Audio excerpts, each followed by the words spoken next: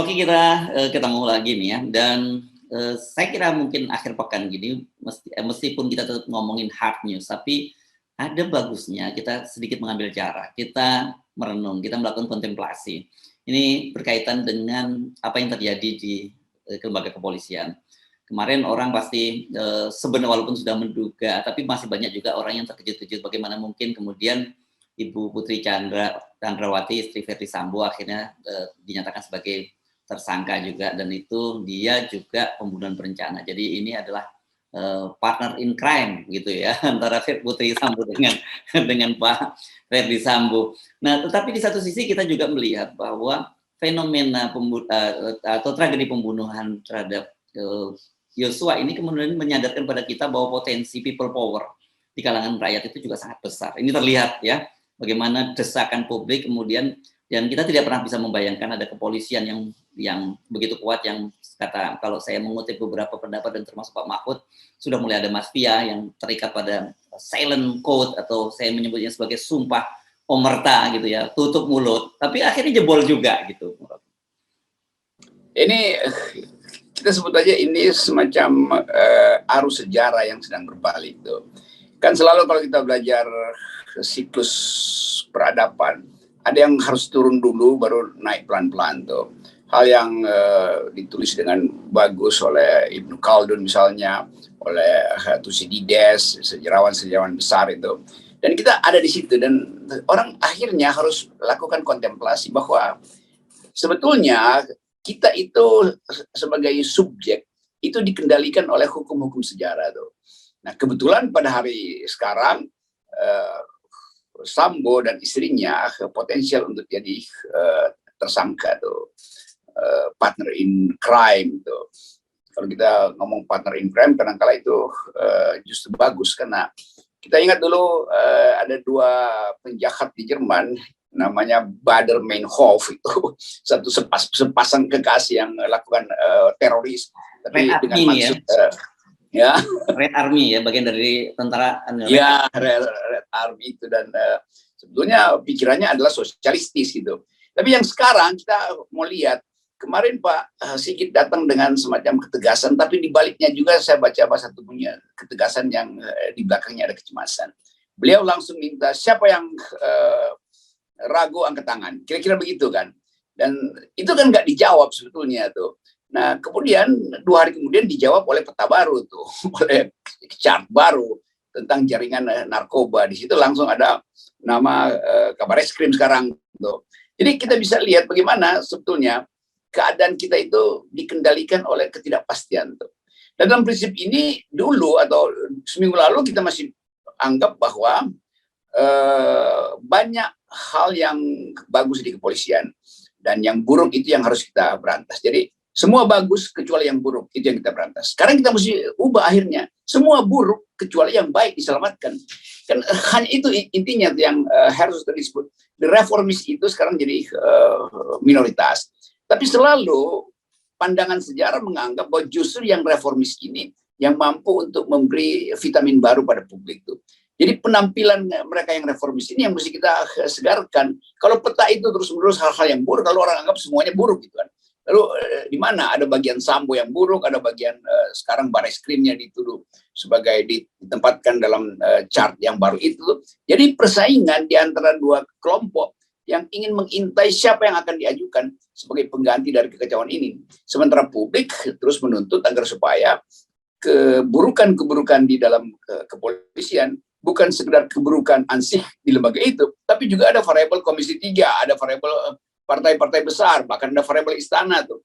Jadi kalau kita lihat dari atas, sebetulnya peta itu hanyalah potongan-potongan dari peta besar tentang kekacauan politik ekonomi Indonesia, bermula dari pemilu yang dianggap diselenggarakan melalui kardus yang digembok, kan begitu sinyalnya tuh. Nah, kita bayangkan misalnya bagaimana kerumitan bangsa ini.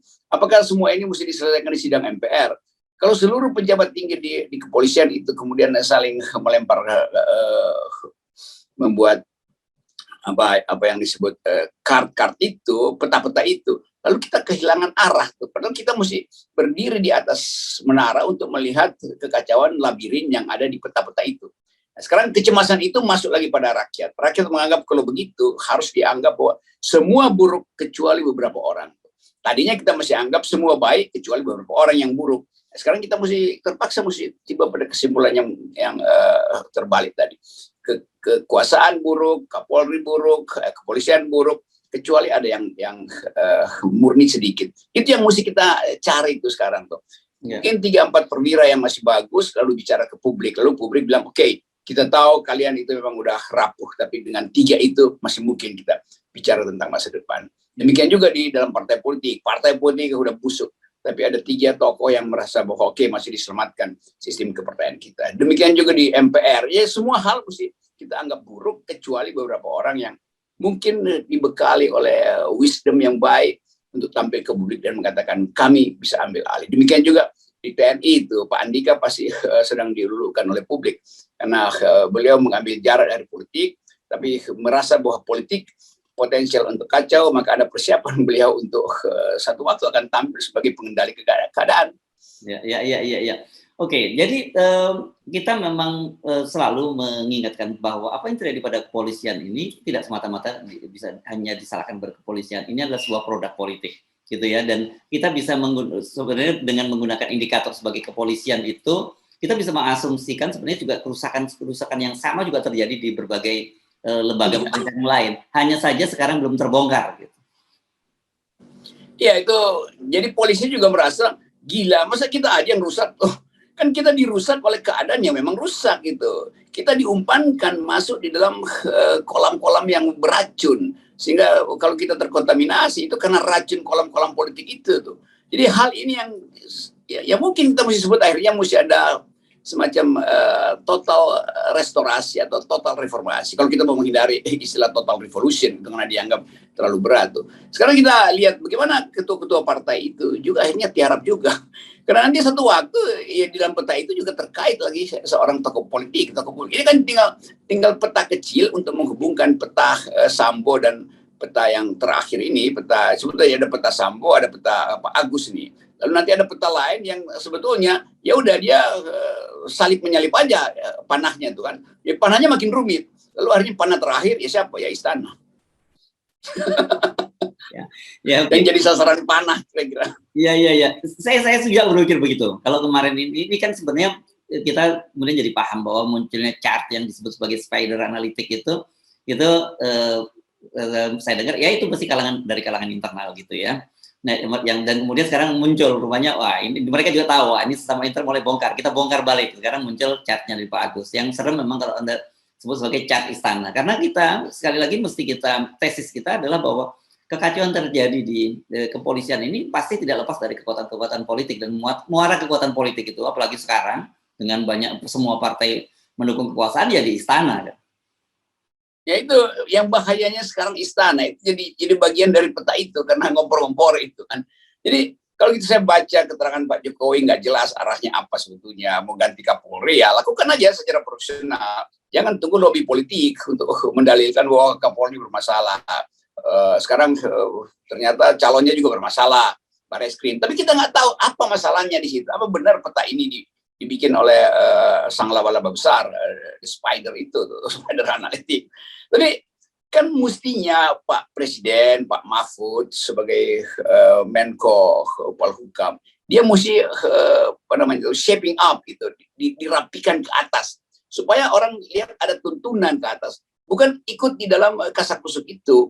Nah kita nggak dapat wisdom dari istana. Betul memang Pak Luhut jadi justice collaborator, bocorin ini, bocorin itu. Tapi ujungnya apa? Pak Mahfud maksudnya? Iya Pak Mahfud. Ya, oke. Bukan Pak Mahfud MD gitu, lengkapnya. Bukan Pak Luhut ya. Pak Mahfud MD jadi semacam orang yang tahu lalu bisik-bisik. Tapi orang ya sebagai Kompolnas itu ya tetap kita ingin agar supaya pastikan Sigit mau diganti, oke, diganti oleh siapa tuh? Ya potensial adalah Pak Agus Barreskrim. Pak Agus sekarang petanya muncul lagi. Kalau begitu Pak Mahfud MD harus terangkan kenapa ada peta itu tuh. Karena ada bisik-bisik bahwa Pak Agus itu potensial untuk mengganti Pak Sigit. Kan akhirnya semua bisik-bisik ini diselesaikan lewat peta, lewat chart. Kan ngaco tuh kan. Jadi mesti ada pidato presiden misalnya. Kemarin samar-samar tuh. Kasih aja pidato bahwa saya tahu bahwa keadaan memburuk, oleh karena itu saya pilih seseorang untuk memulihkan dalam waktu secepat-cepatnya. Selesai problem tuh. Sehingga potensial tukang sablon kart-kart itu berhenti kan. Nggak pakai sablon itu, Bung Rocky, itu tinggal pencet. Saya bayangin tahun 80. Sudah ada tools itu, sudah ada toolsnya, Anda masukin nomornya, misalnya gitu, nomor Bung Rocky, gerung masuk, pasti akan muncul. Oh, no, yang Subeno gitu ya. Itu gampang kayak gitu-gitu muncul ya, karena kebetulan kita sering nah di situ juga begitu kan, para yang disebut ada di situ kan. Ya udah nggak ada tukang sablon ya, biasanya lu jalan Pramuka tuh tukang sablon lagi. Kan disebutnya ada kaisar, ada putor itu disebut tukang pemungut dan store dan sebagainya itu, dan subutor itu biasanya perwira-perwira menengah gitu dan sebagainya. Itu masih menurut saya sih asik-asik aja, mereka saling bongkar gitu, kita tinggal tampung kan, jadi penadah chat. Spider Analytic gitu. Iya, yang untung yang jualan softwarenya tuh. Mungkin Pegasus yang untung tuh, perusahaan software intelijen di Israel yang juga ada masalah. Dianggap menjual software pada negara-negara yang membahayakan demokrasi. Tapi oke, itu satu pihak lain. Nanti mungkin orang bertanya, softwarenya dari mana kok Spider Analytic bisa dengan cepat lakukan pemetaan secara algoritmis itu, dengan mengintai, memantau, dan mengintip pembicaraan publik. Tapi oke, itu soal lain tuh. Yang jadi soal sekarang kita balik lagi tadi, kecepatan reformasi di kepolisian itu justru yang akan menjadi tanda bahwa kita masih mungkin bertumbuh tuh. Itu intinya lah. Ya, itu saya kira kegembiraan kita ada di situ tadi ya. Ada elemen-elemen reformis di internal polisi, dan kedua ada semacam common issue gitu ya di sekarang di civil society dalam menghadapi soal ini ya. Itu kan sejak awal kita selalu mengingatkan, kita senang ini karena imparsial semua masyarakat Indonesia dalam menghadapi kasus Yosua ini. Ya, ini saya pelajari betul betapa kasus ini juga menurunkan moralitas dan integritas dari kalangan yang tadinya berumah di LSM tuh, tokoh-tokoh pengacara, figur-figur publik yang tadinya dididik di dalam isu hak asasi manusia, sekarang jadi calok sebetulnya itu, karena isu ini ternyata lukratif itu, berguna secara uang kan ini masalahnya tuh. Kita nggak lihat lagi ada sesuatu yang didudukkan secara proporsional supaya ada versi masyarakat sipil, ada versi state. Sekarang dia bercampur tuh, kadang-kala masyarakat sipil jadi juru bicara state, atau state sebetulnya menyogok masyarakat sipil. Di keadaan ini membuat akhirnya kejernihan itu harus kita cari sendiri lagi tuh. Dan analisis seperti di FNN semata-mata hanya untuk mengembalikan fungsi mata publik itu ke dalam wilayah logika, ke dalam wilayah etika. Itu intinya tuh. Dan sekarang Ibu Putri dinyatakan sebagai tersangka. Oke, udah mulai aja dengan fakta itu. Tapi dulu dia sebagai orang yang melapor karena prinsip hak asasi manusia bahwa affirmative action pada perempuan, maka dia di backup dulu oleh LPSP. Nah sekarang nggak bisa lagi di backup karena statusnya dia kan tersangka tuh. Jadi hal-hal itu yang kemudian orang mulai marah. Loh, kok kenapa sebagai tersangka minta perlindungan? Dulu belum tersangka. Kan itu kacaunya kan logika itu. Jadi, kenapa dia sebagai penjahat? Dia bukan penjahat, dianggap bahwa dia perempuan yang rentan. Dan itu prinsip universal. Nah kita sekarang mau urai itu supaya orang bisa berpikir lebih tajam tuh. Jadi kasus kemarin pengacaranya kemudian dibully ya karena nggak mampu lagi mempertahankan prinsip-prinsip integritas dari yang lembaga yang pernah dia dibesarkan di LBH, kan itu intinya.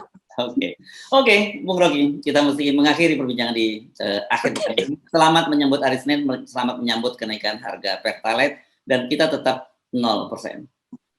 Nah, berbahagialah bila 0% itu ada di pikiran semua warga negara.